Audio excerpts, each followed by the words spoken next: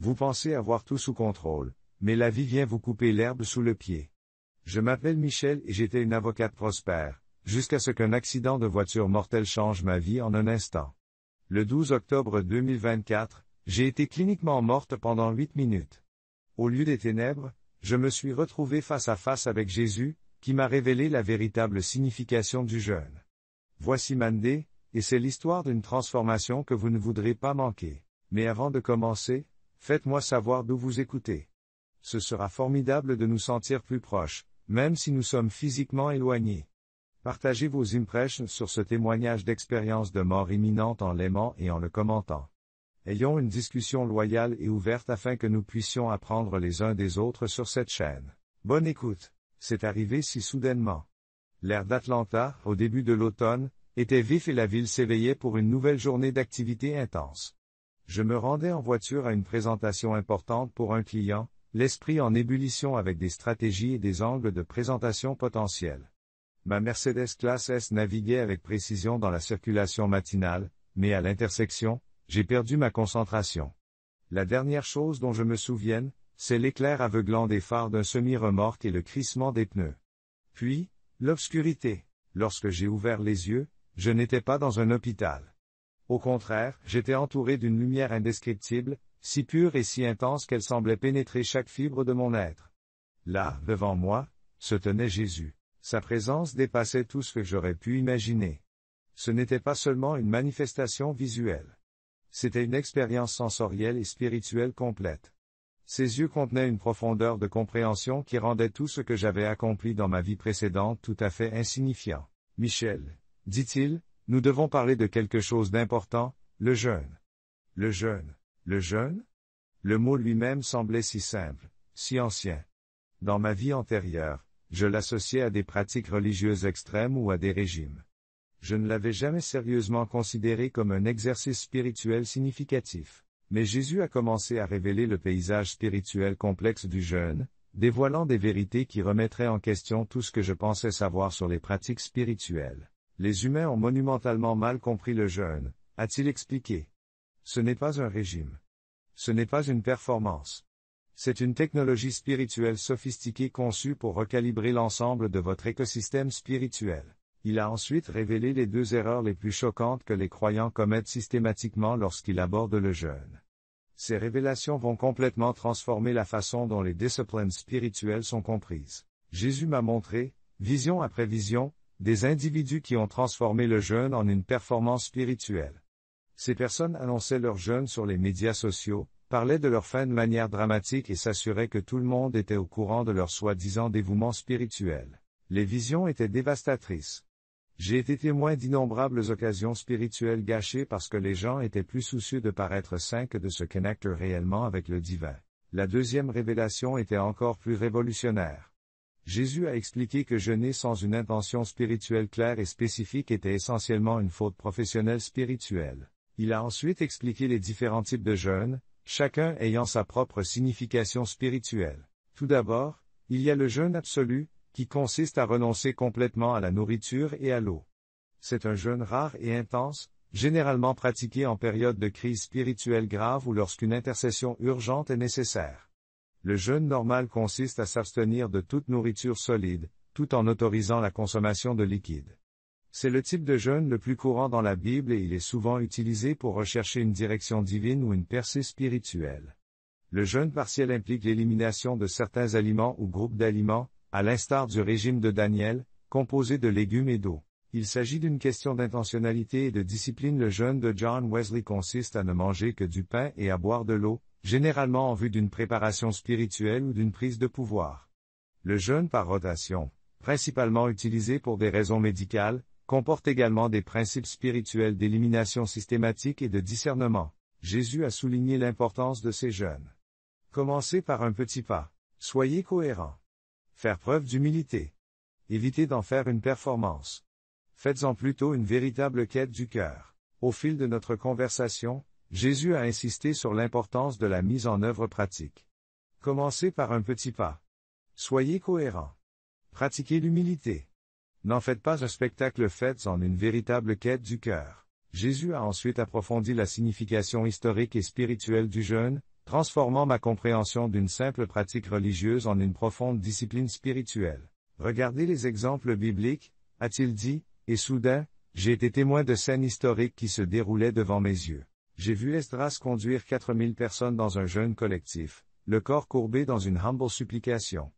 La scène était crue et puissante, une communauté entière recherchant l'intervention divine par le biais d'une discipline spirituelle unifiée. Le jeûne d'Esdras ne visait pas la gloire individuelle, mais une percée spirituelle collective. Puis vint la vision d'Esther, dont le courage rayonnait à travers un jeûne à l'échelle de la communauté. Le peuple juif s'est uni dans la prière et l'abstinence, leur énergie spirituelle collective créant une force protectrice surnaturelle.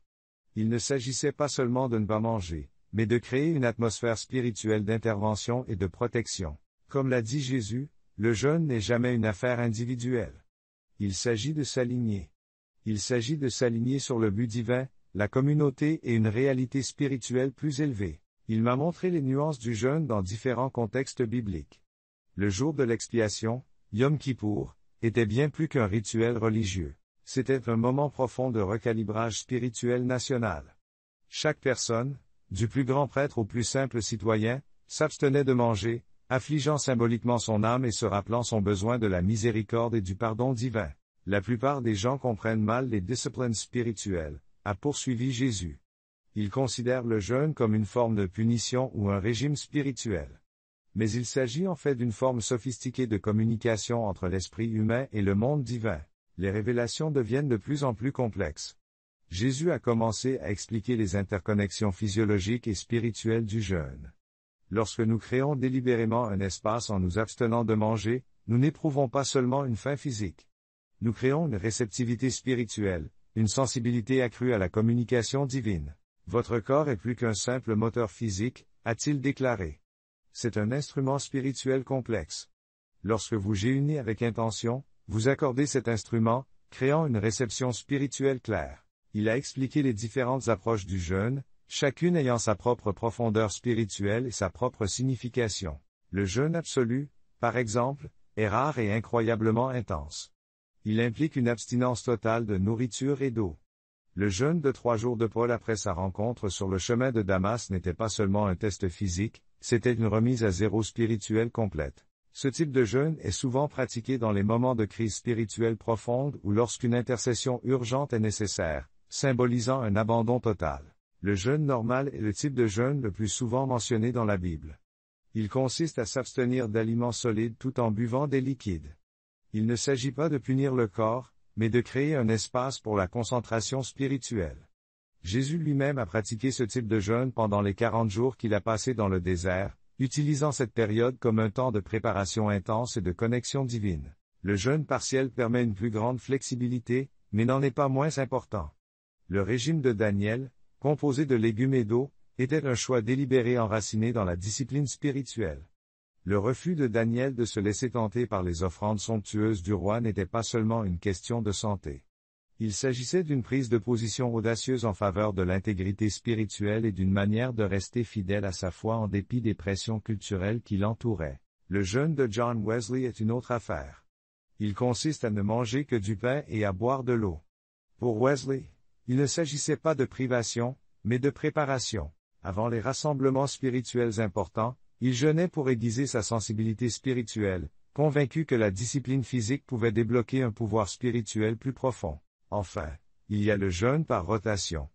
Bien qu'il soit principalement utilisé à des fins médicales, il comporte une leçon spirituelle claire sur le discernement et la compréhension de ce qui nourrit vraiment par rapport à ce qui peut nuire. Pendant que Jésus parlait, il est apparu clairement que le jeûne est bien plus qu'une tradition religieuse.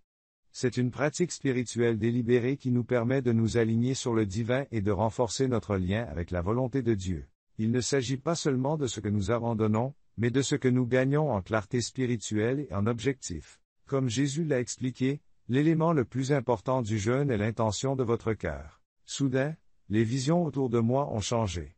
J'ai vu de multiples scénarios de jeûne, certains puissants et transformateurs, d'autres complètement inefficaces. La différence essentielle ne résidait pas dans la méthode, mais dans la posture spirituelle de la personne qui jeûnait. Une jeune missionnaire dans un village africain isolé a jeûné avec une intention si pure que j'ai pu voir des atmosphères spirituelles changer autour d'elle. Son jeûne n'avait rien à voir avec un accomplissement personnel ou une reconnaissance publique. C'était un véritable appel à l'intervention divine dans sa communauté. Le contraste est saisissant avec l'exemple d'un éminent responsable d'église qui a annoncé son jeûne sur les médias sociaux, en soignant méticuleusement sa performance spirituelle. Bien qu'il ait suivi toutes les règles techniques du jeûne, il y avait un vide spirituel, un manque profond de connexion authentique. La première erreur, a dit Jésus, sa voix portant à la fois une douce correction et une profonde sagesse, c'est de transformer le jeûne en une performance. Il a cité ses propres paroles de Matthieu 6 2.16-18, l'écriture maintenant vivante et respirant avec une révélation surnaturelle. Lorsque vous jeûnez, ne prenez pas un air sombre comme les hypocrites, qui se défigurent le visage pour montrer aux autres qu'ils jeûnent. Je vous le dis, ils ont reçu leur pleine récompense. La mécanique spirituelle de ce principe est devenue claire comme de l'eau de roche. Quiconque jeûne pour être vu des autres échange essentiellement une percée surnaturelle potentielle contre des applaudissements humains temporaires. Dès que le jeûne devient une question de reconnaissance publique, sa puissance spirituelle est complètement annulée. Votre deuxième erreur critique, poursuit-il, est de jeûner sans intention délibérée. Cette révélation était tout simplement révolutionnaire. Le jeûne ne consiste pas seulement à s'abstenir de manger. Il s'agit d'une pratique spirituelle délibérée. C'est une méthode délibérée pour créer un espace sacré, pour se positionner de manière à recevoir des conseils divins, pour aligner la volonté humaine sur les objectifs célestes. Jésus a ensuite expliqué méthodiquement les principes spirituels sous-jacents du jeûne intentionnel, en les décomposant étape par étape. Tout d'abord, il a expliqué l'alignement spirituel. Le jeûne permet d'établir un lien unique avec le monde spirituel. En s'abstenant temporairement de se nourrir physiquement, on manifeste une faim plus profonde de nourriture spirituelle. Ensuite, il a décrit la marche intentionnelle. Dans un monde rempli de bruit et de distractions constants, le jeûne crée un espace de tranquillité. C'est comme si l'on éliminait les parasites pour pouvoir entendre la voix de Dieu plus clairement. Ensuite, il y a la discipline de l'abandon. Chaque douleur physique ressentie pendant un jeûne est un rappel, une chance de laisser tomber les désirs humains et de s'aligner sur la volonté de Dieu. Il s'agit d'apprendre à donner la priorité à l'Éternel sur le temporaire. Enfin, il a partagé l'idée d'un pouvoir spirituel commun. Lorsque les gens se réunissent pour jeûner, il se produit une sorte de synergie spirituelle. Il ne s'agit pas seulement d'une croissance individuelle, mais d'une multiplication collective de l'énergie et de la puissance spirituelle. Plus il expliquait, plus je réalisais qu'il ne s'agissait pas seulement de jeûner.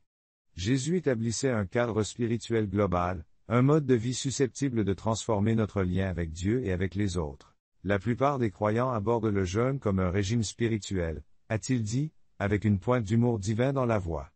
C'est un puissant mécanisme de réalignement de toute votre infrastructure spirituelle. Il a insisté sur la mise en œuvre pratique. Commencez par la simplicité. Soyez cohérent. Soyez humble, n'en faites pas une performance. Faites-en une véritable quête du cœur. Votre premier jeûne n'a pas besoin d'être un marathon, a-t-il conseillé. Commencez par sauter un repas. Utilisez ce temps pour vous concentrer sur la prière. Soyez intentionnel. Soyez présent. Les révélations ont été profondes et transformatrices, remettant en question toutes les idées préconçues que j'avais sur les disciplines spirituelles. Il ne s'agissait pas d'une simple information, mais d'un recalibrage spirituel complet. Jésus a ensuite abordé les défis pratiques du jeûne, en s'attaquant aux luttes humaines qui empêchent souvent les gens de faire l'expérience de son pouvoir de transformation. La plupart des gens ont peur du jeûne, a-t-il expliqué. Ils sont conditionnés par un monde qui leur dit constamment de satisfaire immédiatement tous leurs besoins physiques. Les visions autour de moi ont changé, montrant les batailles internes auxquelles les gens sont confrontés lorsqu'ils envisagent de jeûner. J'ai vu la danse complexe entre le désir physique et la discipline spirituelle, le moment où la faim se fait sentir, où le corps proteste, où l'esprit commence à négocier. Le jeûne n'est pas une punition, a souligné Jésus. Il s'agit de créer un espace spirituel. Il s'agit de repositionner vos priorités. Il a ensuite expliqué méthodiquement les aspects physiologiques et spirituels du jeûne. Lorsque nous créons délibérément un espace en nous abstenant de manger, nous faisons plus qu'éprouver une faim physique. Nous créons une réceptivité spirituelle accrue, une antenne spirituelle plus sensible. La conversation a pris un ton intensément personnel. Jésus a commencé à aborder les défis spécifiques auxquels je serai confronté dans la mise en œuvre de ces principes spirituels. Pour quelqu'un comme toi, Michel, dit-il en regardant directement dans mon âme, le jeûne sera particulièrement difficile. Tu as construit toute ta vie autour du contrôle, de la gratification immédiate et de la preuve de ta valeur par des réalisations constantes. L'observation était d'une précision dévastatrice. Toute ma carrière juridique avait été bâtie sur le principe de l'action immédiate, de la productivité constante. L'idée de mettre volontairement de côté ma subsistance physique contredisait tout ce qu'on m'avait enseigné. Jésus a révélé un principe spirituel plus profond. La véritable force spirituelle ne réside pas dans l'action constante, mais dans la pause stratégique. Le jeûne vous apprend que votre valeur ne réside pas dans votre productivité, a-t-il expliqué. Votre valeur réside dans votre relation avec le divin. Il s'agit d'apprendre à être, et pas seulement à faire. Il a ensuite présenté les étapes pratiques du jeûne, conscient des défis auxquels les gens sont confrontés lorsqu'ils essaient de l'adopter. Il a souligné l'importance de commencer modestement. Ne vous lancez pas dans un jeûne d'une semaine si vous n'avez jamais jeûné auparavant. Commencez par quelque chose de simple, comme sauter un seul repas, et utilisez ce temps pour vous concentrer sur la connexion spirituelle. Ensuite, ayez un objectif clair. Un jeûne sans but peut sembler vide. Si vous cherchez à être guidé, à intercéder pour quelqu'un ou à faire une percée personnelle, vous devez savoir pourquoi vous jeûnez. Cela donne à l'expérience un sens et une orientation. Créez une responsabilité.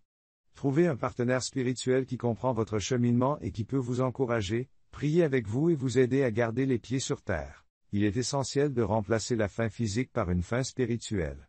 Au lieu d'utiliser ce temps pour manger, consacrez-le à la prière, à la méditation ou à la lecture spirituelle. Il s'agit de réorienter votre énergie vers Dieu. Enfin, il m'a rappelé d'être indulgent avec moi-même. Le jeûne n'a pas pour but d'être parfait ou de répondre à une norme rigide. Il s'agit de se présenter avec un cœur intentionnel et de rechercher une connexion plus profonde avec le divin. En entendant ces étapes, le jeûne m'est apparu moins intimidant et davantage comme un outil pratique de croissance spirituelle. Les révélations sont devenues plus nuancées. Jésus ne présentait pas le jeûne comme une obligation religieuse, mais comme une technologie spirituelle sophistiquée de transformation personnelle. Le jeûne est une conversation, a-t-il déclaré. Un dialogue entre vos limites humaines et les possibilités divines. J'ai vu des personnes qui avaient transformé leur vie grâce à un jeûne intentionnel. Il ne s'agissait pas seulement de pratiquants religieux, mais aussi d'entrepreneurs, d'artistes et de dirigeants qui avaient découvert une dimension spirituelle plus profonde grâce à cette pratique. Une vision qui m'a particulièrement frappé est celle d'un entrepreneur en technologie qui a mis en place un jeûne mensuel comme forme de réinitialisation spirituelle et créative. Pendant ces périodes, il se déconnecte du bruit numérique, crée un espace de réflexion et fait l'expérience de percées créatives sans précédent. Votre culture enseigne la consommation constante, explique Jésus. Le jeûne est une soustraction stratégique. Il s'agit de créer une marge, de créer un espace pour l'intervention divine. Jésus a ensuite révélé les mécanismes spirituels plus profonds du jeûne, expliquant comment il va au-delà de la simple abstinence physique et touche le cœur même du potentiel spirituel humain. Le jeûne est un langage, a-t-il déclaré. C'est une forme de communication spirituelle qui transcende les mots. Les visions autour de moi sont devenues de plus en plus complexes. J'ai vu des générations de praticiens spirituels, des anciens prophètes aux intercesseurs modernes, utiliser le jeûne comme un instrument spirituel sophistiqué. Il ne s'agissait pas seulement de ne pas manger, mais de créer une fréquence unique de communication spirituelle. Jésus a révélé le lien complexe entre la discipline physique et la percée spirituelle. Chaque moment de faim devenait une prière, chaque inconfort physique un canal de transformation spirituelle. Le jeûne n'était pas seulement une punition, c'était un recalibrage délibéré de l'esprit humain. Votre corps est plus qu'une machine physique, a-t-il déclaré.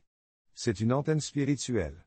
Lorsque vous jeûnez avec intention, vous réglez cette antenne pour qu'elle reçoive les fréquences divines. Les révélations sont devenues profondément personnelles. Jésus a commencé à me montrer les blocages spirituels spécifiques de ma propre vie, les réussites professionnelles qui étaient devenues des obstacles à une véritable connexion spirituelle. La recherche constante du succès m'avait empêché de faire l'expérience d'une véritable profondeur spirituelle. Il a chuchoté, votre plus grande percée spirituelle ne viendra pas de la réussite, mais de l'abandon. Alors que la vision s'estompait, les instructions de Jésus sont devenues claires comme de l'eau de roche. Le jeûne n'était pas une question de perfection, il s'agissait d'une recherche intentionnelle. Il s'agissait de créer un espace pour l'intervention divine. Je me suis senti ramené à la conscience physique. L'environnement lumineux a commencé à se dissiper et la présence de Jésus s'est doucement retirée. Ses dernières paroles ont résonné avec une profonde clarté. Le jeûne est un voyage du cœur, pas une performance religieuse. J'ai sursauté, mes yeux se sont ouverts dans une chambre d'hôpital stérile. Les médecins m'entouraient, discutant de ma survie miraculeuse après avoir été cliniquement morte pendant 8 minutes à la suite d'un accident de voiture catastrophique. Mais je connaissais la vérité. Ces 8 minutes avaient été les moments les plus instructifs sur le plan spirituel de toute mon existence. Dans les mois qui ont suivi, j'ai commencé à mettre en œuvre ce que Jésus m'avait révélé. Je n'ai pas fait d'annonce ni cherché à être reconnu. J'ai cherché à établir une connexion spirituelle plus profonde et plus intentionnelle. Ma vie s'est transformée. L'acharnement de l'entreprise a été remplacé par un sens profond de l'objectif spirituel. Le jeûne n'est pas devenu une obligation religieuse, mais un dialogue sacré avec le divin. À ceux qui nous regardent, je lance ce défi. Commencez modestement. Faites preuve d'intentionnalité. Créez un espace pour entendre les conseils divins. Votre percée spirituelle vous attend.